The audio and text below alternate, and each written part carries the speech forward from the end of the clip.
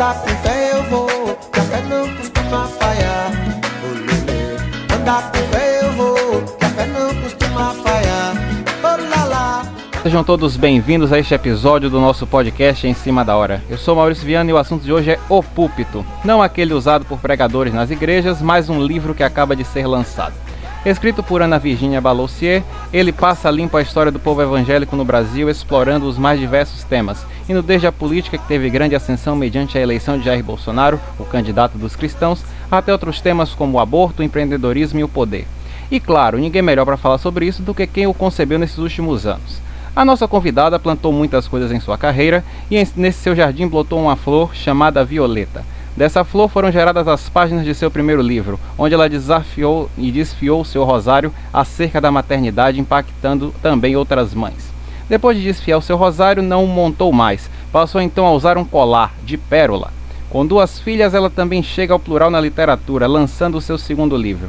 E eu tenho a honra de receber aqui a autora de O Púlpito, Ana Virginia Baloussier. Seja bem-vinda. Maurício, muito obrigada aqui por me receber. Vai ser uma honra e uma felicidade aí poder discutir esse tema tão importante que eu acompanho há tanto tempo, né, mais de uma década, que é a ascensão do segmento evangélico aí no país, todas as implicações sociais, culturais. Vai ser legal conversar sobre isso. Vamos embora. Com certeza, vamos lá.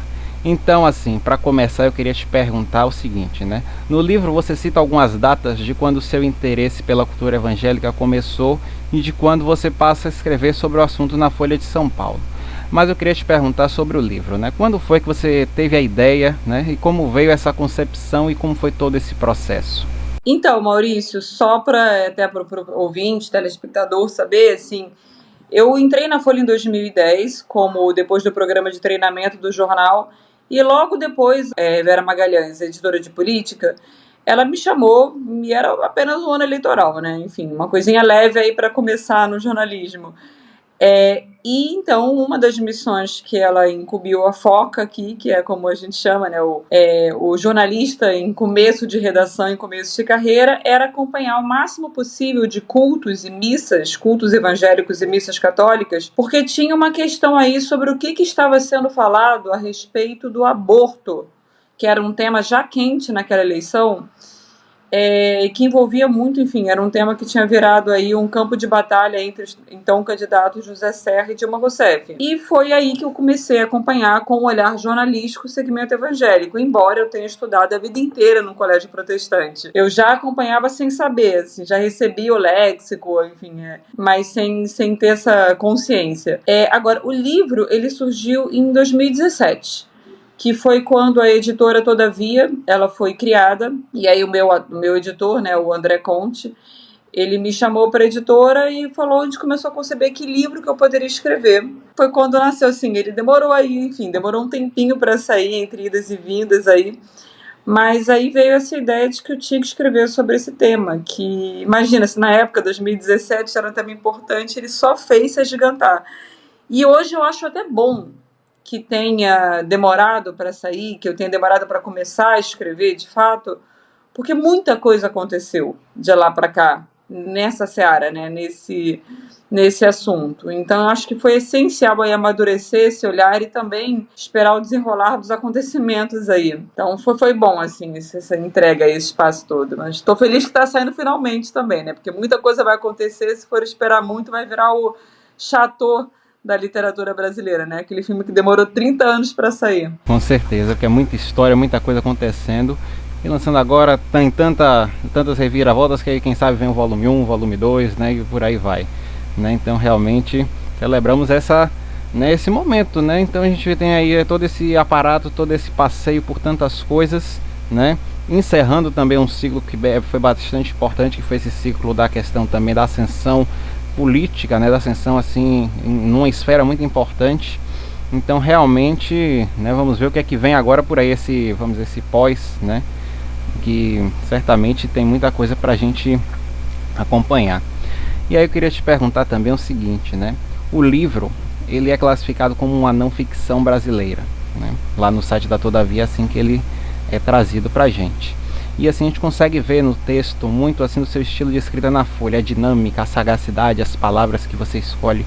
Então eu queria te perguntar assim, você também o consideraria assim como sendo um livro-reportagem?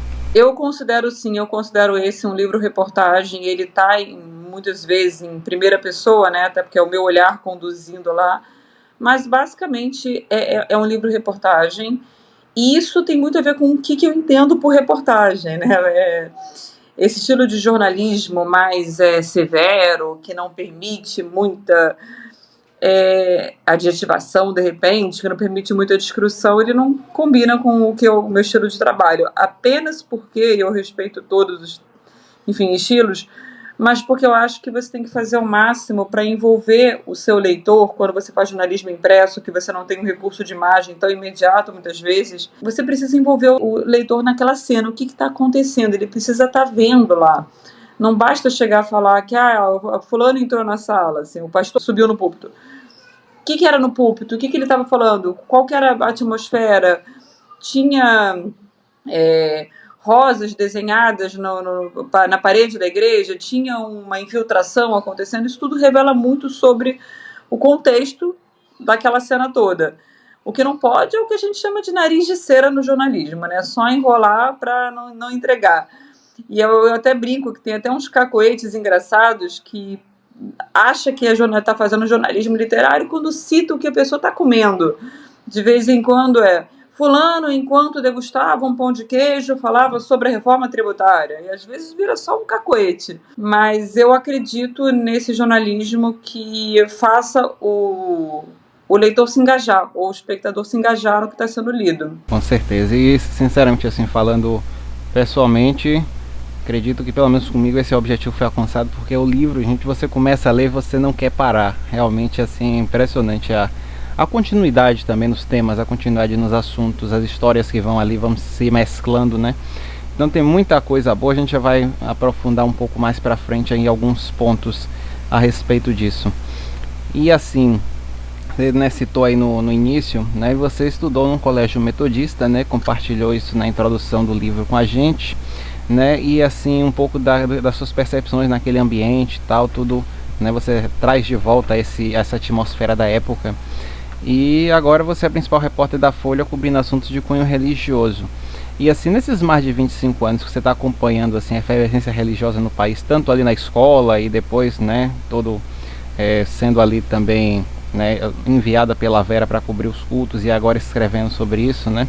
Então eu queria assim, saber a sua opinião de por que os evangélicos conseguiram se projetar de uma maneira que eles se injetaram tanto na sociedade, sobretudo nesses últimos 10 anos. Eu acho que a gente tem uma série de explicações aí. Eu poderia escrever um TCC aqui inteiro, uma tese de doutorado só para isso. A gente precisaria de não um capítulo de podcast, mas enfim, uma série aí continuada. Eu, pelo menos vou tentar não fazer um discurso de Fidel Castro daquele só porque tipo, que duram 10 horas de duração, assim, tem 10 horas de duração. Vou tentar ser o mais sintética possível.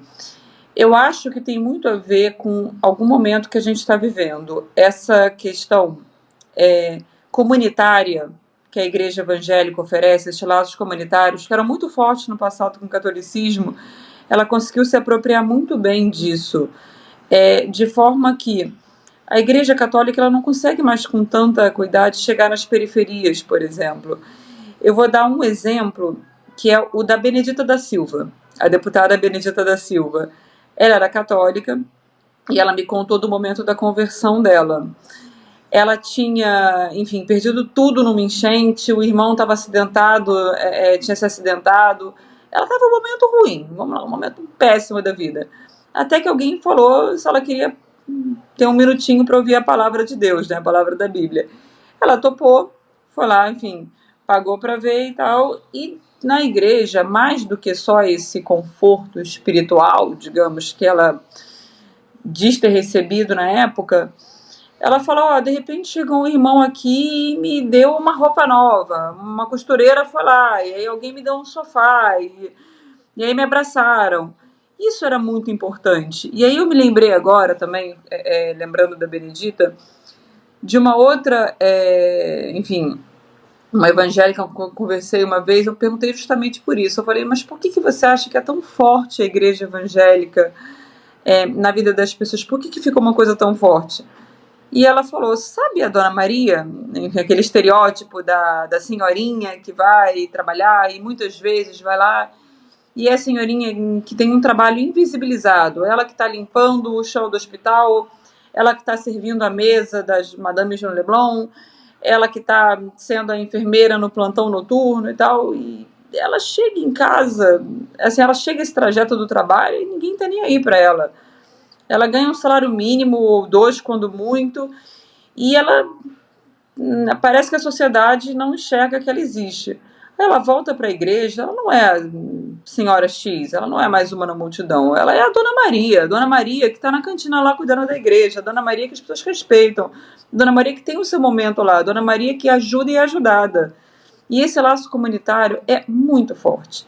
E é claro que isso também tem, obviamente, uma questão aí, enfim, sociologicamente falando, da economia brasileira mesmo, né? Qual que era a pretensão, essa ascensão, não estou nem entrando no mérito do que seria o neoliberalismo, não quero pintar nem com tintas positivas nem negativas, assim, mas esse momento de consumo, as pessoas queriam consumir, as pessoas queriam, isso casa muito com esse ethos protestante, essa questão assim de, cara, eu quero prosperar, e aí vem muito com a teologia da prosperidade também, assim, você querer prosperar na vida. E, de novo, eu não estou fazendo juízos de valor sobre o que representa, sobre o que é agora. Isso é um papo que a gente pode ter daqui a pouco, o que significa a teologia da prosperidade.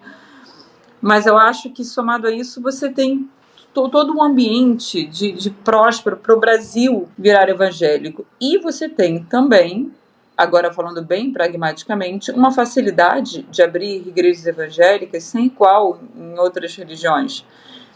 Sobretudo na grande, enfim, usando um termo aí, enfim, um pouco agressivo talvez, mas na grande concorrente hoje que seria a Igreja Católica, no cristianismo a concorrente maior, que é a Igreja Católica. O que é o poder do Vaticano? É extremamente verticalizado. Ninguém abre uma igreja católica porque quer, mesmo uma comunidade eclesial, não é uma coisa tão fácil assim. Para se formar padre, você precisa de anos, você precisa de muito estudo, você precisa passar no seminário, e as pessoas não querem mais tanto ser padres, os números estão declinando. Você pega uma região que nem a Amazônia, quem que quer passar a vida lá, enfim. E aí você, enquanto tem, além dessa dificuldade burocrática, dessa burocracia canônica, se a gente pode chamar assim, e desse poder que é o poder do Papa que radia para baixo, na igreja evangélica, essa pulverização, essa horizontalização, é muito fácil abrir uma igreja evangélica. E você pode colocar algumas cadeiras, eu não estou nem falando do CNPJ, não, eu estou falando de você espalhar umas cadeiras lá na garagem da periferia e começar a falar de Deus. E isso irradia, chega onde precisa, chega onde a Igreja Católica não conseguia mais chegar, chega onde muitas vezes o Estado não consegue chegar. E aí a gente está falando de toda uma rede de assistência, de cesta básica, de apoio espiritual, de escolinha dominical. Aí, como a gente resgatando a nossa personagem da Dona Maria, que tem que trabalhar, ela não tem onde deixar porque não tem vaga na creche, mas aí tá lá, o vizinho pode ficar. Então, toda essa rede de apoio é muito forte. Então, acho que, tentando aqui resumir bastante, acho que são fatores que colaboram aí para o aumento dos evangélicos na população brasileira. E fora, claro, a questão da conversão ativa, né? A igreja, o evangélico tá lá, indo ativamente buscar o novo fiel, o que é um pouco mais tímido nas outras fés que acabam se sobressaindo aí no Brasil. Com certeza. Inclusive, por exemplo mesmo, né, o exemplo do padre, né, em algumas vertentes evangélicas, por exemplo, não é necessário, vamos dizer, fazer seminário, né? Vamos dizer, a pessoa é escolhida para ser pastor e aí, tipo, ali se desenvolve tudo, né? Então ela não faz, vamos dizer assim, passar por aqueles estudos todos, estudar a Bíblia do início ao fim, né, todo aquele processo seminarista, e muitas vezes é isso, é um escolhido, então ali se inicia, né, a pessoa inicia a obra, inicia a igreja, então realmente tudo muito mais prático quando a gente para pensar também por esse ponto, né. Mas ao mesmo tempo, eu até queria fazer uma observação rápida, para não dar nem a entender que, então é isso, o padre é aquele ser intelectualizado, que demora anos de estudo, e aí chega qualquer um e pode ser pastor o que quiser. Só fazer um comentário extra, um bônus aí, que é como a expansão da fé evangélica colaborou muito para a alfabetização mesmo, assim, de alguma forma, assim, porque, claro, é óbvio, você não precisa você pode ter, tem pastores com anos de estudo, mesmo nas igrejas históricas isso é um pouco mais tradicional, mas mesmo nas não históricas, assim, você tem formação de pastores, e pastores de todas as classes sociais também. E de toda a escolaridade também, assim. Mas o ter que ler a Bíblia, que é a base das igrejas evangélicas, muito mais até do que se for numa missa católica, assim, esse costume de agora abra sua Bíblia.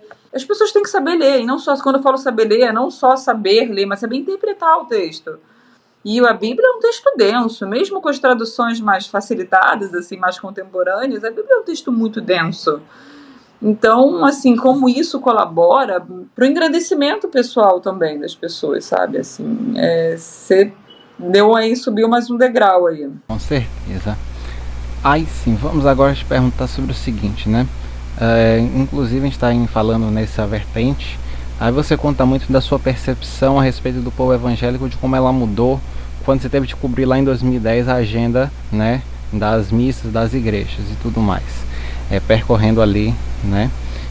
Então, assim, no livro você detalha um pouco dessa sua visão sobre isso.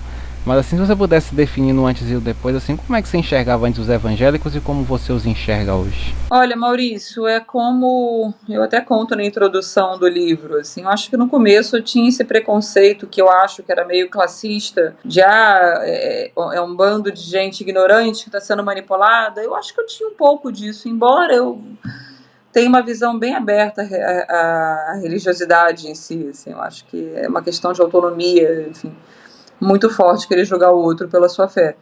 Mas alguma parte eu olhava de cima para baixo, eu acho que um pouco sim. Quase como se fosse um Globo Repórter, sabe? Quem são, onde vivem, o que comem os evangélicos brasileiros. Eu acho que esse olhar socializante, sociologicamente falando assim, ainda é muito forte. Sabe, vamos antropologizar, assim, esse olhar, assim, como se não fosse uma coisa orgânica, como se não fizesse parte, como se fossem nós e eles. Isso foi claramente mudando, assim, primeiro por uma questão de empatia. Eu acho que qualquer jornalista, bom jornalista pelo menos, ele tem que partir desse princípio de empatia e não julgamento do outro, não é, enfim, de tentar entender por que aquilo mexe tanto com uma pessoa e de respeitar acima de tudo. Eu acho que eu, inclusive, acredito a esse olhar que eu tento ter, trânsito muito bom que eu sempre tive em muitas igrejas, assim, com muitos líderes, com muitos pastores, tanto grandes quanto pequenos, assim. Eu acho que você tem que entrar com respeito acima de tudo.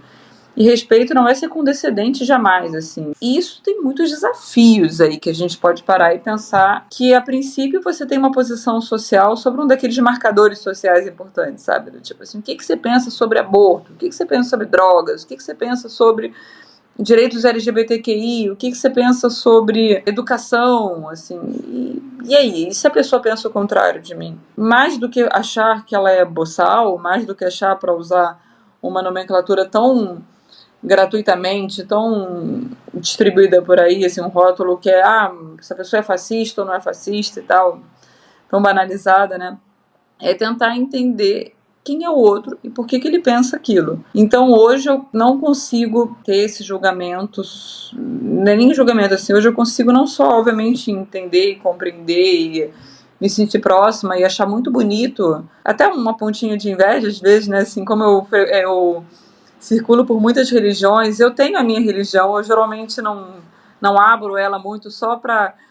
Até brincam, né, assim, uma pessoa que comanda uma mesa redonda de futebol, preferencialmente é bom não colocar o seu time. Tem gente que acha que é bom colocar a mesa direta. Eu prefiro não colocar para as pessoas não chegarem já armadas, achando que, essa aí vai pensar de tal forma, então. Mas eu falo de inveja de algumas religiões, porque toda vez que eu vou num culto, ou numa missa, ou num terreiro, ou vou numa sinagoga, eu acho muito bonito aquele ritual todo, porque eu acho muito bonito como isso mexe com as pessoas lá.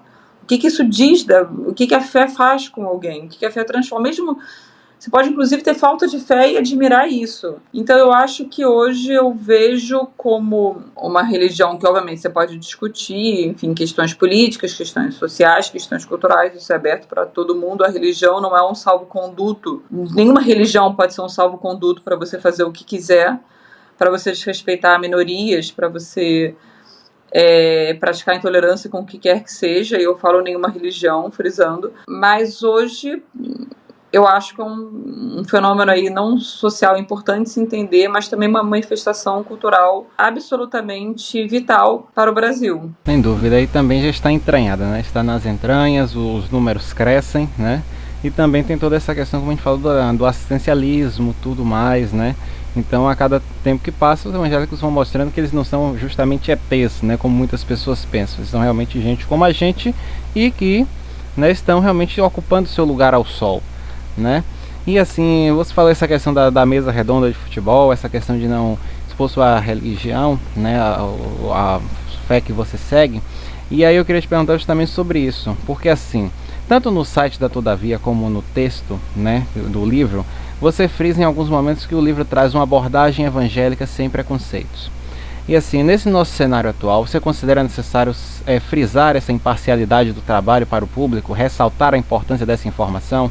Olha, eu vou até fazer aqui uma ressalva, meia culpa. É óbvio que você tem, enfim, tem no material de divulgação, sem preconceitos e imparcialidade, e eu mesma coloquei aqui mesmo para você, né? Eu tenho que ser empática, tenho que respeitar. É óbvio que algum preconceito sempre tem. E é óbvio que, você tem uma subjetividade no meu olhar, quando eu paro e olho para aquilo. Então, eu nunca vou estar... Então, óbvio que algum viés vai ter. Não existe imparcialidade, enfim, não vou nem discutir isso.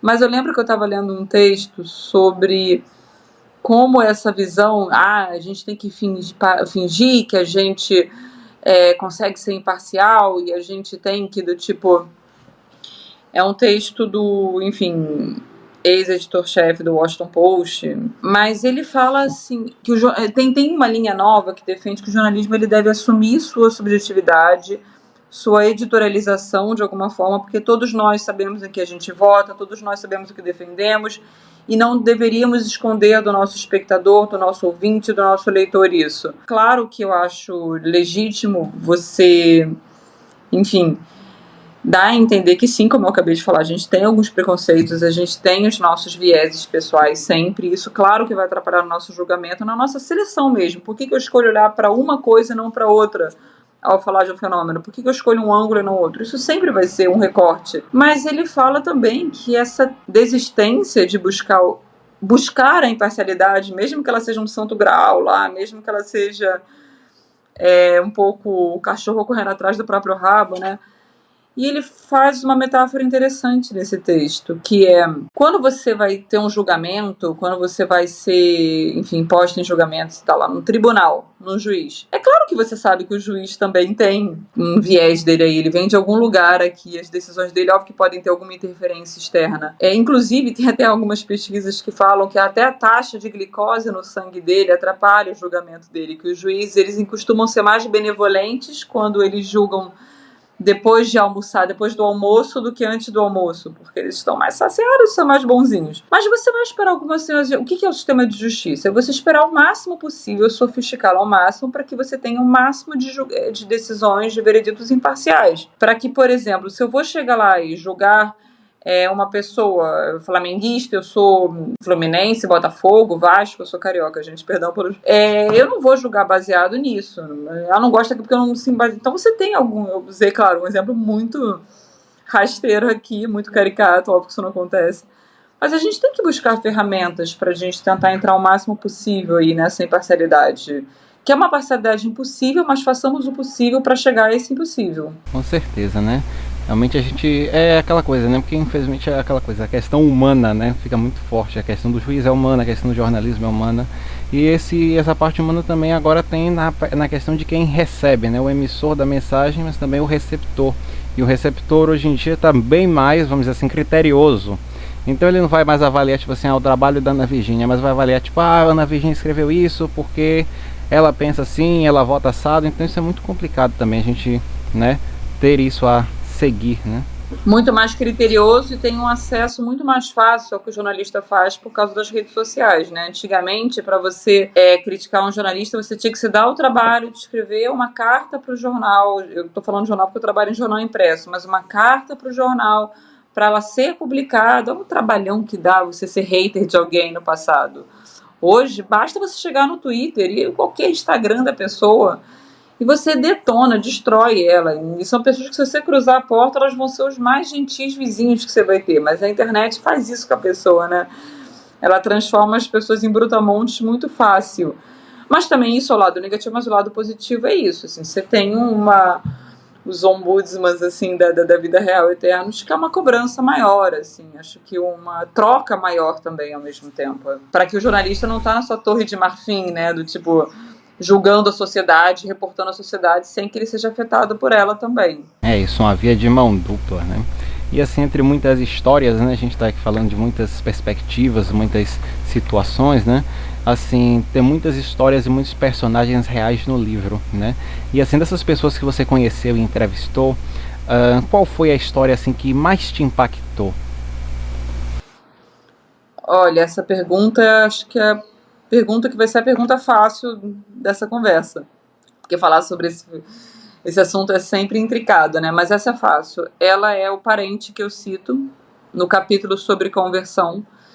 Eu já disse no capítulo, vou dar um spoiler aqui, que eu não falo quem ele é, não digo o nome, não digo qual é a filiação exata dele comigo, por questões de segurança. Agora eu vou explicar, assim. Esse é um parente muito querido meu, eu cresci com ele quando criança, e ele virou traficante, ele virou, enfim, eventualmente na vida a gente já não se falava mais por brigas familiares internas que não tinham nada a ver com a gente, que a gente era criança, mas ele virou traficante, e um traficante grande na cadeia do tráfico carioca até, assim. Não é que o nome dele saía na mídia, mas ele estava lá como braço direito de quem saía na mídia. E ele acabou se convertendo nesse meio. Ele abandonou o tráfico, eventualmente ele se converteu, e essa era uma história que eu desconhecia. Eu conhecia por alto, eu sabia só que, fulano virou traficante e se converteu depois. Eu achava, inclusive, que era uma conversão que tinha acontecido quando ele foi preso, quando ele passou um tempo na cadeia. Uns 4 anos, se não me engano. E não foi. Aí eu cheguei e estava fazendo esse livro, e eu pensei, cara, como é que eu nunca... Vou chamá-lo de Luiz, que é o nome que eu uso para ele no livro. Como é que eu nunca soube o que aconteceu com o Luiz direito? Aí eu liguei pro Luiz, 2 já adultos e tal, e ele me contou a história toda dele. E aí primeiro que ele era uma pessoa muito querida para mim quando eu era criança. E até hoje enfim, a gente obviamente se vê, se fala de vez em quando, né? A distância geográfica e de vida acabou nos afastando um pouco. Mas de entender como um assunto que, como eu até falo assim, que geralmente as pessoas tratam quando você... É o que a gente chama de secular, né? O que o segmento evangélico chama de secular. Como quem é de fora vê, aí coloca numa maca da sociologia, sabe? Vamos dissecar esse corpo sociológico e tal. E eu tava lá vendo que era meu parente. E aquela história me tocou demais. Também me tocou muito a história de uma fiel. Olha, tem 2 pessoas apenas desses personagens principais do livro inteiro que eu não menciono o nome verdadeiro. Quer dizer, esse parente meu, o nome dele verdadeiro até é esse, mas é um nome que ele, tipo, um nome composto, que ninguém conhece ele por esse nome. E essa outra fiel que eu vou falar é o nome falso. Eu também digo que, enfim, que não é o nome dela, porque ela não quer não quer revelar a identidade dela, que é a que fala sobre o aborto que ela fez, o aborto que ela, enfim, a qual ela se submeteu, porque ela é uma evangélica, ela achava que a família dela não ia entender, que as amigas dela não iam entender, e ela não conseguia se ver mãe de forma nenhuma depois de ter sido abandonada pelo pai da criança. Estava no meio da pandemia de Covid quando isso aconteceu, e aquilo me lembrou como essa questão de aborto que a gente trata como um plebiscito ideológico. Se isso não virar um plebiscito, enfim, literal aí no futuro. Mas a gente trata com, e aí, de que lado você tá? Se você é pró-aborto, você é um progressista, e você, ou, dependendo do olhar, um devasso, feticídio e tal, feticida. Se você é contra o aborto, você está pró-vida, ou você é um fascista que não permite que a mulher tenha autonomia sobre o próprio corpo. Mais do que esse fla-flu aí ideológico, é a vida real, né? Muitas evangélicas abortam. E, de novo, eu não tô fazendo um discurso nem pró nem contra o aborto aqui, eu só tô falando o que acontece. E aí, quando você chega, isso eu também cito no livro, aí é uma personagem que é uma fonte com quem eu converso, e que ela é evangélica, e ela fala que a mãe dela, que é pastora, que era super contra o aborto, achava abominável a ideia do aborto, aprendeu assim a vida inteira dela na igreja como um pecado, condenado por Deus. E aí ela chega, e essa evangélica, ela é uma evangélica pro aborto, uma exceção aí por ter um posicionamento forte, não por acreditar na descriminalização do aborto, mas por se posicionar muito fortemente a favor dela. Ela chegou para a mãe uma vez e falou: mãe, e aí? Você é a favor do aborto? De descriminalizar o aborto? Não, nem pensar, filha. Deus me livre, imagina. Deus vai me queima no inferno. Beleza, mãe. E você não recebe fiéis que abortaram? Sim, é horrível. Elas vêm aqui chorando em busca de acolhimento. O que você faz? Eu abraço elas. Como assim? Mas você abraça elas, mas você não chama a polícia? Ela, polícia? Essas mulheres estão destroçadas, como é que eu vou fazer? Você não acha que elas têm que ser presas? Claro que não, filha. Então você pensa a mesma coisa do que eu. E parece uma fórmula tão simples, sabe? Assim, do tipo, a gente não entra no mérito se o procedimento é bom ou ruim, é só como a gente pode tratá-lo de uma forma humana, né? Enfim, uma forma realista. As próprias igrejas, elas não... Você pode, na prática, quando você vai responder uma pesquisa, que até foi o caso agora, né? O Datafolha, ele levantou quantas pessoas eram a favor ou contra o aborto e quantas achavam que a mulher que aborta deve ser presa. Não só o médico, não só a enfermeira, não só o hospital processado, mas a mulher, a pessoa... A Maia tem muitas, esqueci agora a porcentagem exata, mas que falou, mas era uma porcentagem impressionante, falava que deveria ser preso. Mas na prática, você vai chamar a polícia? Entendeu? É quando você vê o rosto da pessoa e não só o número, não só o dado estatístico, acho que a coisa muda um pouco de figura. Sem dúvida. Aí te contar que assim, você falou dessas duas histórias, foram histórias assim que eu achei, vamos dizer, também mais interessantes assim, tipo, não que as outras sejam menores ou nada do tipo, o livro inteiro é unilateral nesse sentido. Mas eu achei muito interessante, tipo assim, acompanhar a história do Luiz, né? Acompanhar essa história dele, essa superação, essa conversão assim, no início do livro foi muito interessante assim, tipo, já levou para esse lado que você preza na história, né? Tipo assim, na história não, no livro em si, dessa questão que a gente falou de livro-reportagem, né? Então já entrou ali nesse sentido os elementos, a história, assim, tão bem polida, tão bem escrita para a gente poder realmente entender, se basear e ver algo além dos fatos, né? E a questão da moça também, eu comecei lendo assim, né, vendo assim, achando bonitinho, né, como ela conheceu o noivo e tal, achando que ia terminar de alguma maneira que eu não sabia como, mas quando chegou na hora que ele abandonou ela, eu juro pra você que eu fiquei de boca aberta, eu não acreditei na hora que isso aconteceu, assim, foi tipo, sei lá, revelação de último capítulo de novela, assim, tipo, meu Deus, não acredito. E aí depois tudo que se segue, a história dela, assim, realmente... Né, enfim, aí fica para quem quiser, né, comprem o livro, gente, pelo amor de Deus, o link vai estar na descrição do episódio, não deixe passar essa batida. Compra o livro que eu tenho 2 filhas também, gente, além de eu achar super importante, 2 filhas aqui para criar também. É verdade, né, então assim, olha, eu vou até te perguntar agora, né, trazer essa pergunta que estava mais lá atrás, que é o seguinte... O livro, né, traz esse capítulo dedicado ao aborto e resgata uma fala do bispo Edmar Macedo falando, sendo pró-aborto, né? E aí ele questiona o que é menos doloroso, o aborto ou ter crianças vivendo feito camundongos nos lixões da cidade. E aí, tipo, a fala dele vai na contramão do que muitos evangélicos defendem, inclusive na questão de que envolve o estupro, né? E já vimos, por exemplo, o pastor André Valadão respondendo perguntas lá na caixinha do Instagram e falando tranquilamente que uma mulher que engravida um estupro, ela deve levar a gestação até o fim e mandar o bebê para adoção. Mas a gente sabe que na prática não é tão simples como você falou, né? E uma situação dessas, principalmente para uma vítima de estupro.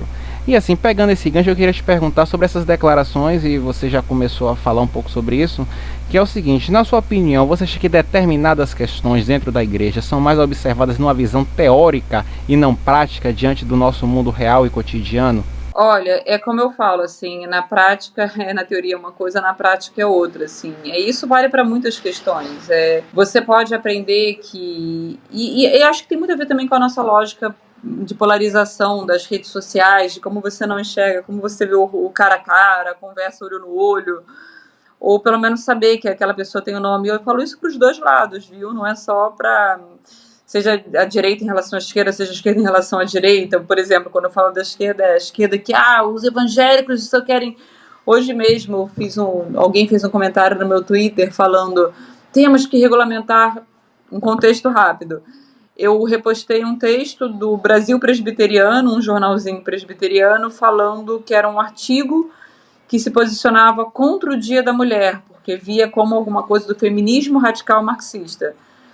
E aí alguém comentou, temos que regulamentar o Brasil, ou antes essa religião, antes que o Brasil vire um evangelistão. E eu que geralmente não respondo nunca seguidores, enfim, acho que não é meu papel como jornalista ficar fomentando debate de rede social. Não vou ficar cortando, sendo lenhador de fogueira de rede social. Mas dessa vez eu respondi, olha, eu não poderia ser mais contra essa generalização da fé evangélica. Então acho que isso vale muito para os dois lados, mas sim, eu falo que isso não quero aqui me posicionar, saber se eu sou contra ou a favor do aborto. De novo, acho que não me cabe me posicionar. Eu acho que primeiro, acho que você tem que acolher a mulher acima de tudo, porque um aborto nunca é uma questão fácil para nenhuma mulher, seja o aborto espontâneo, seja o aborto provocado. Nenhuma mulher tem uma visão absolutamente estapafúrdia de que as mulheres usariam isso como anticoncepcional, como quem toma uma balinha, sabe? Como quem chupa uma balinha de menta. Vou tomar aqui uma pílula abortiva. Não, é uma decisão dolorosa para toda mulher. Fazer ou não fazer isso. Mas eu sinto que esses discursos, muitas vezes radicalizados, eles podem contaminar até a base fiel, seja lá no púlpito, na hora o pastor chega e fala, você tem que condenar o inferno quem é LGBT ou quem faz isso e tal. E aí a pessoa chega na hora de se deixa contaminar por aquilo, e as redes sociais elas hiperbolizam esse sentimento de até porque tem uma questão que aí fica muito forte, que criou-se uma polarização tão forte que parece que os valores cristãos estão sob ameaça também, sabe? Até por também uma rede de fake news, mas também uma projeção assim do outro lado E aí parece que, de repente, você vai ser proibido de ter sua fé, você vai ter que transexualizar as suas crianças na escola, como se fosse uma questão de foro íntimo. E é um medo legítimo das pessoas. Eu não estou falando que é um medo, eu não estou falando que é verdadeiro o que provoca ele, mas estou falando que a sensação de pânico que faz a gente se acastelar nas nossas posições, dos dois lados até, é legítima. As pessoas sentem aquele medo. Elas não são preconceituosas porque elas são más, porque elas são vilãs, porque elas tem ódio. Esse ódio que a gente tem contra o próximo, seja de alguém contra um evangélico, de achar que ele vai fazer uma teocracia em vertigem no Brasil, seja o ódio do evangélico contra o progressista que quer minar todos os valores dele, isso é tudo legítimo. Enfim, eu estou desviando um pouco, mas só para falar que eu acho que quando chega... É que você falou do André Valadão, quando chega na prática, ele falando, a questão aí dessa fé, tem que carregar até o fim, porque isso é coisa cristã se fazer. Aí quando você senta com uma mulher e ela chora, falando, aconteceu isso comigo, e eu abortei, eu acho que o seu julgamento desmorona muito mais facilmente, sabe? Ou mesmo que você ainda continue sendo contra o aborto. Mas você consegue entender aquela mulher?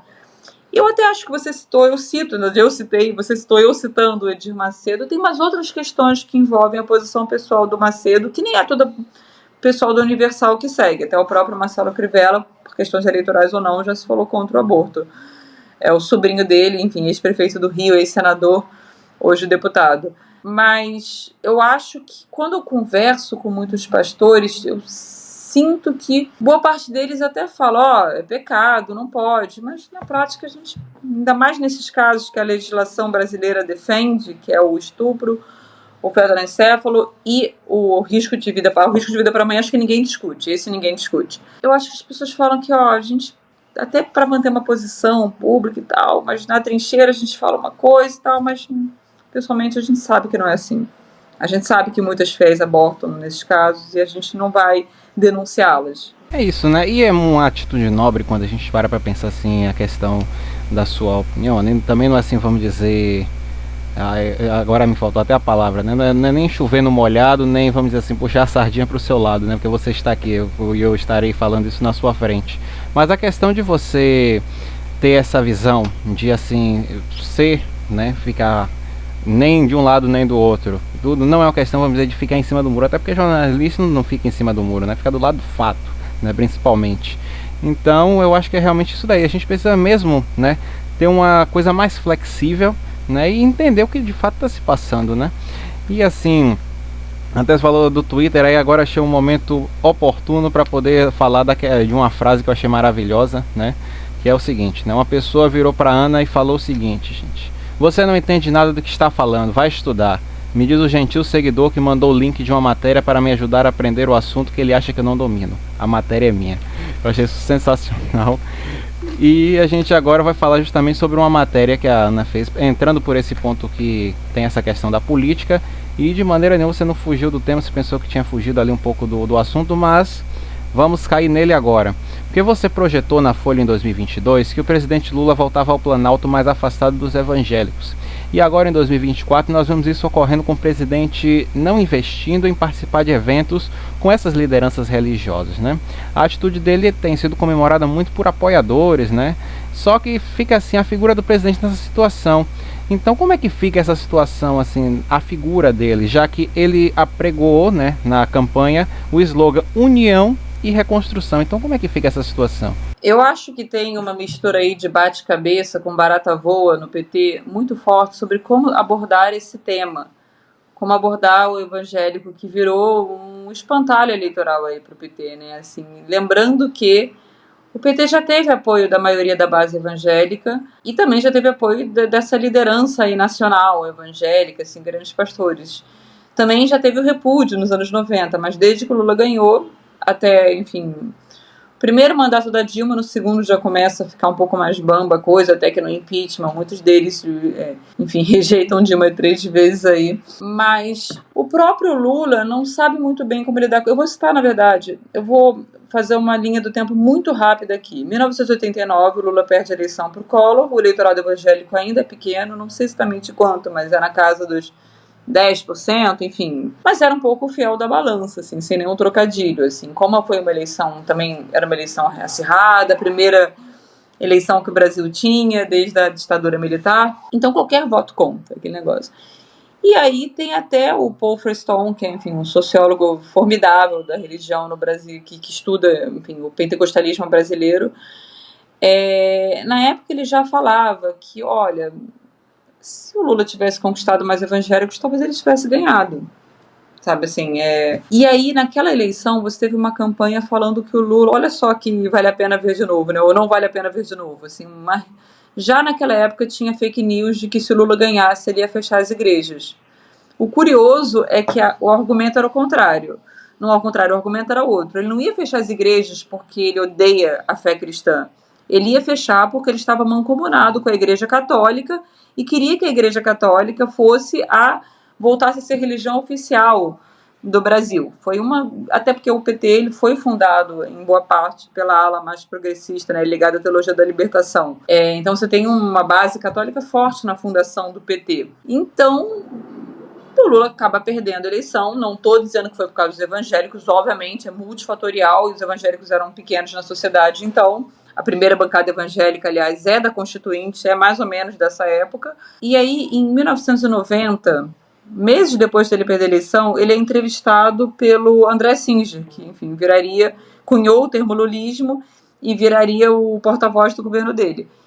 E aí o André Singer, ele lembra disso e tal, e aí o Lula faz o meia-culpa e fala, olha, eu acho que faltou a gente fazer mais, falar mais com esse pessoal, rebater mais fortemente. A gente só fez um filmezinho ali falando, isso não é verdade. A gente não fez o que a gente deveria, a gente ignorou, traduzindo aqui o que o Lula falou na época, a gente ignorou eles. E hoje a gente continua ignorando. E eu sinto que, seja por falas do Lula, mas por uma fala recente da Gleisi Hoffmann, presidente do partido, que aí tem essa pergunta, e aí, quando é que o PT vai falar com os evangélicos?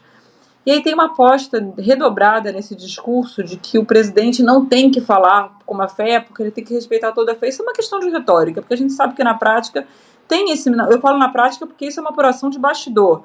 Tem esse medo de, está lascado aqui com esse eleitorado, porque desde 2018 a maioria absoluta, a maioria, mais 70%, a projeção é 70%, vota contra o PT, mesmo sendo a maioria evangélica, pobre, negra e feminina, que são, eu fiz esses recortes sociais por quê? Porque são recortes que a princípio votariam mais no Lula.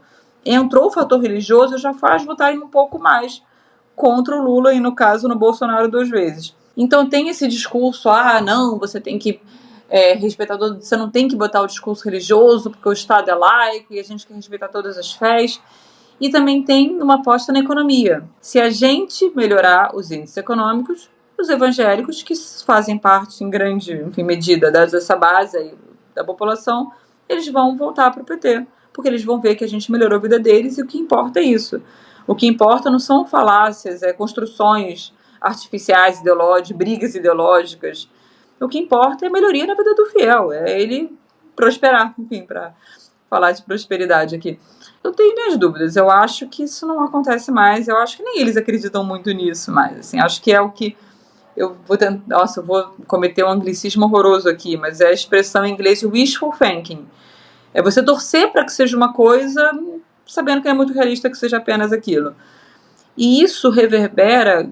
Tem uma questão também, eu vou tentar ser bem rápido em relação a isso. Essa liderança, quando eu falo da liderança nacional, é óbvio que os pastores, a maioria dos pastores comanda igrejas minúsculas, que tem uma ou duas igrejinhas no máximo, em lugares mais periféricos brasileiros. Mas é o que eu chamo de bússola do corpo pastoral brasileiro, são esses grandes pastores. Então, por mais que eles, assim, lá, um Silas Malafaia, se você pensar em quantos fiéis estão na igreja dele, são algumas centenas de milhares. São um grosso da população. Porém, quem que é o Malafaia? Ele é um televangelista que está há anos na TV brasileira e que agora está também há anos nas redes sociais e que conseguiu entradas no poder. Primeiro até com o Lula inicialmente, mas muito mais com o Bolsonaro agora, e que virou um farol para os pastores e para o próprio segmento também. Tanto que ele, mais de uma pesquisa, é citado como uma das lideranças evangélicas, ele e o Cláudio Duarte, um outro pastor, mais influentes no campo religioso da internet. Então é um cara que as pessoas escutam, pro bem ou pro mal, assim, dependendo da sua visão. Então, nossa, agora eu já estou fazendo aqui um novelo todo, mas antigamente essa liderança nacional, ela era um pouco mais, podemos dizer, fisiológica. Onde o poder estava, ela estava. Você pode olhar isso com um olhar cínico, falando, é óbvio que ela era isso, ela queria estar com poder. Mas também você pode olhar isso com um olhar de, você tem um poder constituído, tem até uma argumentação bíblica em Romanos para isso, né? Que você tem que orar por toda a autoridade constituída por Deus, porque Deus quis assim. Eu quero melhor para o Brasil, eu quero melhor para o meu fiel, para o meu rebanho, para a minha igreja. Então, por que eu vou ficar batendo de frente com o governo eleito legitimamente? Você tem esses dois olhares possíveis. Mas o fato é que ela era mais fisiológica, era mais fácil você estar com o governo da vez. Isso começa a se romper aqui em 2018 com Bolsonaro, quando todos esses grandes pastores se unem no segundo turno com o Bolsonaro e você, em 2022, eles dobram essa aposta. E agora que o Lula ganhou? Eles conseguiriam voltar? Em termos de liderança, alguns até ensaiaram esse discurso, mas por vários fatores isso ficou um pouco mais complicado. Primeiro porque a questão ideológica dessa polarização ela acirrou demais, é mais difícil você dar essa marcha ré e falar, não, veja bem, o Lula não é tão mal assim. Alguns ensaiaram, o próprio Edir Macedo, logo, 2 dias depois da eleição, falou um discurso falando que Deus quis Lula aqui e tal, mas é um pouco mais difícil, as coisas ficaram mais, os ânimos ficaram mais aflorados aí. Você também teve o que a gente chama de pauta identitária, enfim, acabou virando um termo um pouco pejorativo às vezes, mas essas questões de pautas ligadas às minorias, o feminismo, direitos LGBTQIA+, a luta antirracista, isso fortaleceu um pouco o que a gente chama de backlash, né? Esse movimento contrário aí, de eles estão indo longe demais, então a gente precisa, não dá mais para você se aliar à esquerda, mesmo que você não seja de esquerda, você precisa lutar contra ela. Aquele papo na eleição que a gente viu de que cristão não vota na esquerda ou não poderia se dizer cristão. Então você tem esses fatores aí, então para os pastores eu acho que mesmo que tenham alguns que tentam fazer pontes com esse governo, publicamente poucos botam a cara a tapa assim. Publicamente poucos assumem, vamos fazer isso. Por quê? Porque ficou mais difícil e porque as coisas estão mais polarizadas mesmo. E agora você também tem a base dos fiéis. Você teve repetidas pesquisas no último mês, a última delas sendo Datafolha, que mostra que a rejeição ao governo Lula disparou entre evangélicos. Aumentou um pouco na população como um todo, mas entre evangélicos disparou na casa de 10%, na casa de 2 dígitos, ou quase isso em alguns casos. Tem a margem de erro lá para a gente, enfim, computar. E aí você pensa, o que aconteceu? por que esse eleitor parece mais intolerante ao governo, mais indigesto ao governo do que o eleitor médio? Porque, de novo, esse eleitor está na mesma base. É o eleitor de classe social que ganha menos, com menos renda, é o eleitor mais mulheres, é o eleitor no recorte racial mais negro. O que aconteceu? E aí você tem que pensar, o fator religioso ele está influenciando nisso. Ele está influenciando. E aí por quê? Por que isso aconteceu? Aí eu acho que muita gente citou Israel. Eu, honesta, a fala do Lula sobre Israel, porque Israel é um tema caro, evangélico, a gente não vai entrar no porquê agora aqui, porque senão a gente vai se alongar ainda mais. Mas muita gente falou de Israel como, é porque o Lula falou abobrinha, falou que o Estado de Israel agora comete um holocausto contra a Palestina e por isso os evangélicos ficaram tiriricas, enfim, ficaram bravos com o governo.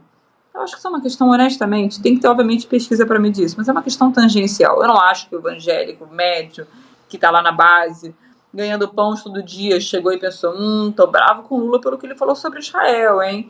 Eu acho que isso é uma questão que a gente vê as bandeiras em protesto, alguns grandes pastores falando lá no púlpito, mas no dia a dia eu acho que não é isso. Até pode formar esse sentimento contrário. Eu acho que você tem dois pastores, é um sentimento um pouco difuso. Os fiéis passaram anos com uma campanha intensa anti-PT nas igrejas. E aí você tem um sentimento difuso de me dê motivos para eu não gostar de você. E aí o que você teve aliado nisso tudo? Aí você tem as questões ideológicas que vêm, a questão do aborto, a questão da educação nas escolas é muito forte. Essa criação dessa ideologia de gênero que vai obrigar as crianças a serem gays, a serem transexuais. Obviamente isso é uma fake news, isso. Enfim, é um tema complexo, mas esse discurso é fake news. Mas, ao mesmo tempo, você teve a alta do preço dos alimentos. E aí você teve isso. Isso, para mim, é uma chave muito importante. Não querendo dar razão a Gleisi Hoffmann, que achava que bastava o PT melhorar na economia, bastava entregar na economia que você vai. Que eu acho que é um pouco mais complexo do que isso. Mas isso, obviamente, traz um impacto também. E vai juntando, é o que a gente pode chamar de megazord aí de fatores, né? E aí você pode parar e pensar, mas a alta dos alimentos, ela impacta em toda a população brasileira. Impacta no pobre lá que não é evangélico. Por que ele está menos insatisfeito com o governo do que o evangélico? Isso é a questão toda. Que sentimento difuso que se criou de que é nós contra eles. Então, Ana, esse foi um trabalho que você acompanhou de perto há 15 anos, né? Todo esse processo da questão desde lá de quando você foi, né, que a gente já falou, a questão de lá ir para fazer a cobertura na questão das igrejas e tudo, e aí você com certeza viu muitas mudanças, até porque muito da comunicação, muito de tudo que a gente vê mudou, né, e algumas até citadas pela Mônica, que foi entrevistada por você lá no livro, né, e ela diz que os tempos estão mudando. Então, analisando assim o passado e o presente, o que é que você acha que vai acontecer nos próximos 15 anos aí do povo evangélico? Olha, eu não consigo fazer essa futurologia, mas eu vou citar um artigo que eu cito até no livro, que é um artigo de 2013 do Reginaldo Prandi, também sociólogo da religião. Ele escreve muito sobre religião. E ele, na época, em 2013... ele apostava ele citava esse certo alarmismo, esse pânico difundido entre não evangélicos de que o Brasil iria virar um evangelistão. E ele até fala, as pessoas já como se São Paulo, de repente, fosse virar e mudar de nome porque evangélicos não acreditam em santos, então não podia ter nome de santa cidade, enfim. Uma hipérbole aí para falar desse pânico com a expansão evangélica. E na época ele falava que, olha, não, eu acho que os evangélicos eles vão se adaptar. Assim como o Brasil vai se adaptar aos evangélicos, os evangélicos também vão se adaptar. Até porque o que a gente pode, agora uma analogia que eu faço, chamar da lógica do vírus, né? Assim, uma coisa que a gente aprendeu na pandemia. Assim, mas será que esse vírus vai ficar ainda mais letal? Não, olha, não que nunca aconteça, mas a ordem dos vírus, para que os vírus possam sobreviver, é ficarem mais amenizados, enquanto eles vão, contaminando, contagiando mais pessoas, mais hospedeiros, né? Por quê? Porque eles também querem sobreviver. E para o vírus sobreviver, o hospedeiro tem que sobreviver. Então, seria mais ou menos como, qualquer religião que quer dominar, assim, ela precisa se adaptar um pouco, porque senão não vai acontecer, assim. Hoje a gente para e pensa, mas de algumas formas o discurso foi também se radicalizando, indo para algumas franjas, algumas franjas mais extremas. Então eu não quero praticar futurologia, saber o que vai acontecer. Eu não sou tão otimista de falar que vai ter do tipo, é um pendor conciliatório de que a gente vai viver. Acho que ainda vai ter muito atrito até isso acontecer. Se a gente não sabe se os evangélicos vão ser maioria, o que da população. Tem pesquisas que projetam isso, tem alguns especialistas que falam que vai bater um teto também, que não é como se fosse continuar crescendo até 100% da população brasileira, não, mas tipo 90%, 80%, 70% da população brasileira, que teria um teto para esse crescimento. O que eu sei, o que eu acredito pelo menos, é que a gente não pode tratar isso como um problema em si, como se a fé evangélica fosse um problema em si. Você pode e deve atacar excessos, e deve atacar quando você tem algum desrespeitos a minorias baseados em qualquer argumento religioso. Isso você tem que fazer. Mas você pode inclusive questionar alguns fundamentos dessa fé, da fé cristã, enfim, já que elas são as dominantes no Brasil hoje, que seriam incompatíveis com a pluralidade de opiniões numa sociedade. Eu acho que isso, enfim, deve ser adaptado, deve ser questionado. Acho que você deve, como diz a Constituição de 88, pegar o direito à liberdade de todos os cultos, de todas as crenças, de várias opiniões e tal.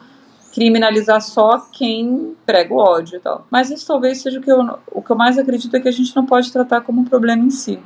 Eu acho que isso é um desafio aí, não chegar com esse preconceito alarmista, voltando até para o nosso começo de conversa, né? Que o nosso olhar, muitas vezes, agora eu falo, de alguma parte dessa elite intelectual, elite acadêmica, não veja como... entenda que tem um pouco de classismo aí, também um pouco de preconceito com o que está acontecendo, mas entenda que é uma realidade dada. E uma realidade dada é uma realidade também que merece respeito e merece compreensão. Eu acho que é isso, assim que eu terminaria. Gente, muito bom, né, ouvir essas ponderações tão bem feitas pela Ana Virgínia, né, mas é muito bom ouvir também essa projeção, todo esse assunto, que é um assunto tão vasto, é uma coisa que está realmente, né, no nosso cotidiano, é uma coisa que agora também vem mais, né, pungente com o livro e tudo mais. Então realmente é muito bom a gente ouvir tudo isso, né? Infelizmente estamos chegando aqui ao final deste papo, né? E eu queria agradecer a Ana pela presença aqui hoje, por ter concedido essa entrevista, falar um pouco sobre esse livro, esse universo, né, que é a cultura evangélica. Agradecer também a editora Todavia, o suporte que deram para o trabalho ficar muito melhor nesse episódio, né? E também espero que a Ana tenha gostado, e para quem se interessar por comprar o Púlpito, o livro já está à venda, né? A gente vai publicar no dia 9, né, no caso, e o link vai estar na descrição do episódio. Não deixem de ler a obra, que é uma leitura dinâmica, a cada hora que você lê dá mais vontade de continuar, além de ser, né, um retrato histórico da nossa história, né, um pedaço muito importante da nossa história, assim como o descobrimento, né, tantas outras coisas que a gente tem ali nos livros de história. Essa questão do povo evangélico é muito importante, sobretudo para a nossa história atual, né? Então vale muito a pena. E Ana, mais uma vez, só me resta te agradecer. Aproveito, Maurício, não sei se você está em qual cidade. Em qual cidade você está? Salvador. Então infelizmente Salvador ainda não está nos planos, mas eu adoraria, inclusive.